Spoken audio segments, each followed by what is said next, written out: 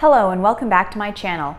I'm the Skeptic Bookworm, and today's topic is a review of Piranesi by Susanna Clark. Susanna Clark has done it again. This is one of the few modern fantasy books that I actually like, and in fact, I think that this book is better than Jonathan Strange and Mr. Norrell. They're very similar and very different in certain aspects.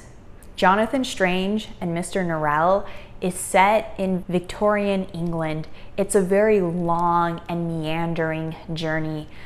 It's about a friendship between Jonathan Strange and Mr. Norrell, as they are the only practical magicians in this world where magicians just sit around and talk about magic but can't actually do any magic. It's very slow and it builds, it crafts this beautiful world.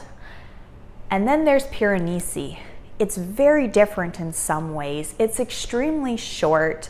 There's very few characters. It takes place over such a short period of time. These books in some ways couldn't be any more different. Yet the common thread that holds them together is just how beautifully they are crafted, the thoughtfulness that goes into the prose itself, and just how immersive and wonderful these worlds are. And not in this is an insane world building type of way, just in this is a world I can't wait to explore because the characters love the world and the characters make me want to care about it. So the basic plot of Piranesi is that he has determined that there have only been 15 people that have ever lived.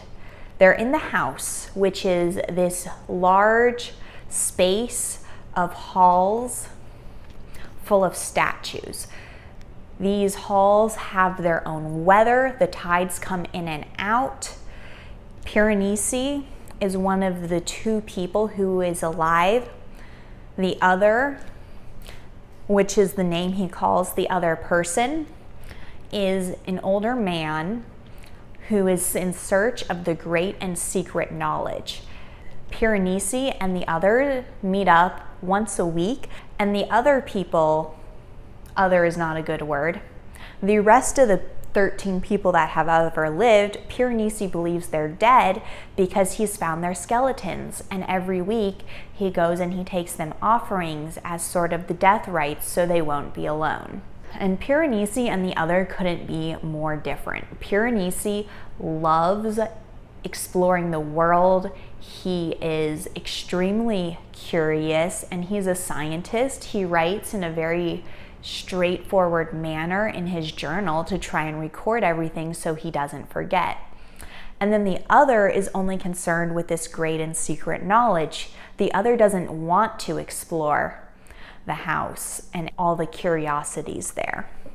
I've seen quite a few reviews that describe this book as a journey and as mysteries being dropped at just the right moment. That's not the appeal to me. Yes, there are clues that are constantly dropped, but it's not as mysterious as I think it is. Right from the beginning, we know something's not quite right. Piranesi says he has a good memory, but we know almost straight from the beginning he's an unreliable narrator. There are just too many things that don't make sense. How did Piranesi ever learn to talk if he only has seen the other once a week? No one was there to teach him. He uses words that can only belong to the modern world, not this house that just has two people and none of the conveniences of modern life. And then once the other needs Piranesi to go to a far distant hall, he gives Piranesi shoes, something that there should be no way the other could have access to when Piranesi is being so inventive and scraping together seaweed to make nets and baskets and wearing tattered clothes and shoes that have disintegrated off of his feet from where? There's just no way the other can bring back a pair of modern sneakers. So right from the beginning, you know that Piranesi doesn't quite know what's up. Piranesi doesn't intend to lie or deceive. He's just forgotten his memory being in this house. Though he does say one thing that's true right from the very beginning, and that's his that his name is not Piranesi. One of the things that I loved most about this book was just getting inside of Piranesi's head, seeing his dedication to the other being his only friend, when right from the very beginning, it's fairly obvious that Piranesi is the other's prisoner and he's trapped here. So it's a very interesting plot to watch develop. And then the 16th comes, and the other warns her away from Piranesi, and Piranesi, not wanting to lose the only friend he has, goes along with it. But he finds a way to communicate with her in his own unique way. And I just love how at the end, she helps him escape this prison, but she never forces him into the modern world. She comes to rescue him, but she understands it would be traumatic to take him out of the house, which is now the only thing he knows, and into the real world.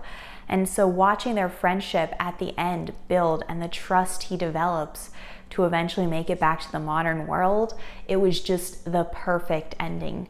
And let's talk writing style next.